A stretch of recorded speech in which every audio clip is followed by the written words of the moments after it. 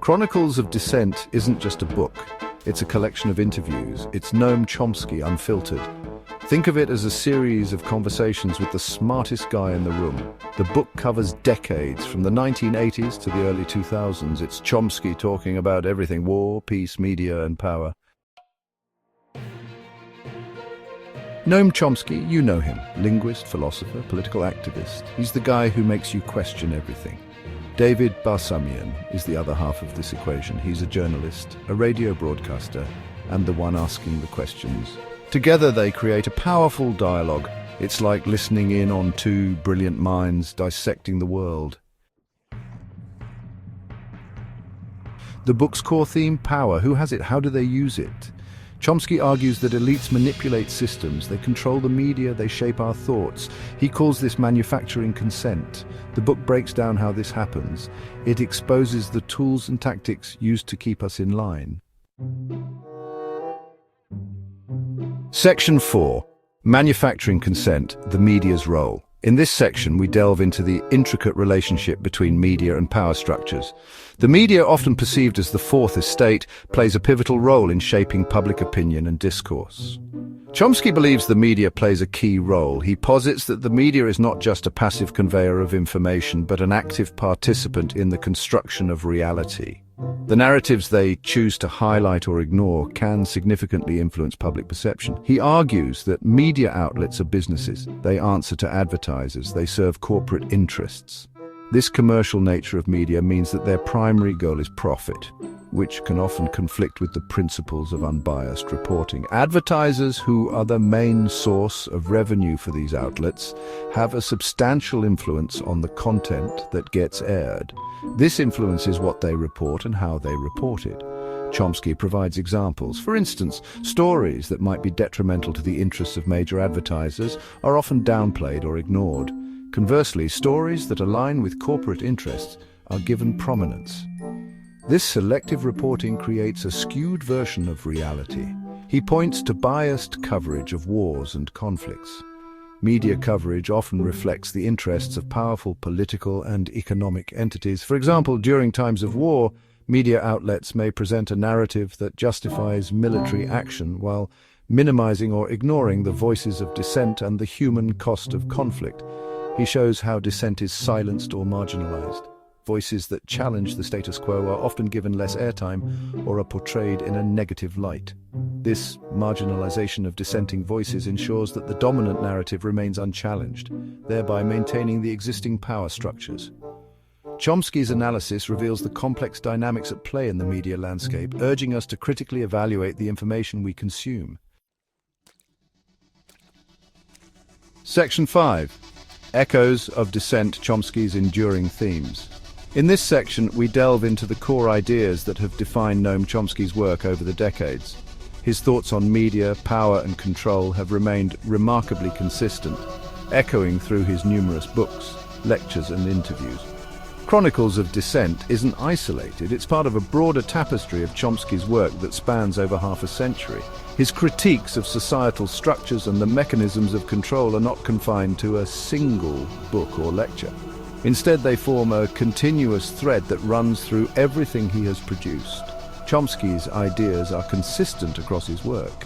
Whether he's speaking at a conference, engaging in a panel discussion, or writing an article, the themes of power, propaganda, and media manipulation are ever present.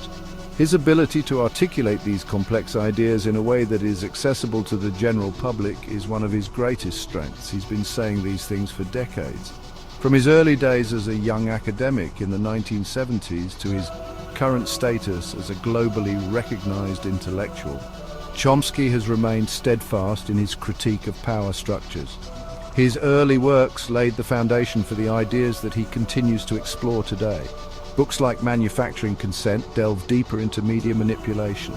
Co-authored with Edward S. Herman, this seminal work explores how mass media serves as a tool for propaganda, shaping public perception and maintaining the status quo. It dissects the ways in which information is filtered and presented to serve the interests of powerful elites. Understanding Power tackles similar themes of control and propaganda.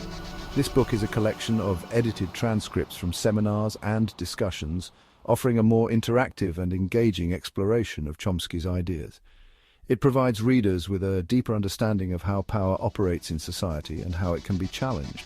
Chronicles of Dissent offers a more conversational exploration of these ideas. Unlike his more formal works, this book captures the essence of Chomsky's thoughts through interviews and dialogue. It allows readers to see the human side of Chomsky as he discusses his views in a more relaxed and informal setting. This approach makes his complex ideas more relatable and easier to grasp for a wider audience. As Section 6, from Vietnam to today, the struggle continues. The echoes of history reverberate through the corridors of time, reminding us that the fight for justice and truth is an ongoing battle. From the fervent protests against the Vietnam War to the passionate demonstrations we witness today, the struggle continues unabated. The book's relevance is striking. Noam Chomsky's Chronicles of Dissent is not just a historical account. It is a mirror reflecting the persistent issues that plague our society. As we turn its pages, we are confronted with the uncomfortable truth that the same forces of power and control are at play today, just as they were decades ago. Chomsky's analysis of the Vietnam War resonates today. His insights into the mechanisms of propaganda, the manipulation of public opinion, and the brutal realities of war are not confined to the past. They are eerily relevant to the conflicts we see unfolding in various parts of the world right now. The parallels are undeniable, and they compel us to question the narratives we are fed. We see the same patterns in modern conflicts. The images of war-torn regions, the cries for justice, and the relentless pursuit of truth are all too familiar. The faces may have changed, but the underlying issues remain the same. The struggle for freedom, equality, and human rights is a continuous thread that weaves through the fabric of history. The media still shapes narratives. Governments still manipulate information. The role of the media in shaping public perception cannot be overstated. From the Vietnam War to the present day, the media has been a powerful tool in the hands of those who seek to control the narrative. Press conferences, news reports, and headlines are often crafted to serve specific agendas, leaving the public to sift through the noise in search of the truth. The book serves as a warning. It is a stark reminder that we must remain vigilant and critical of the information we consume.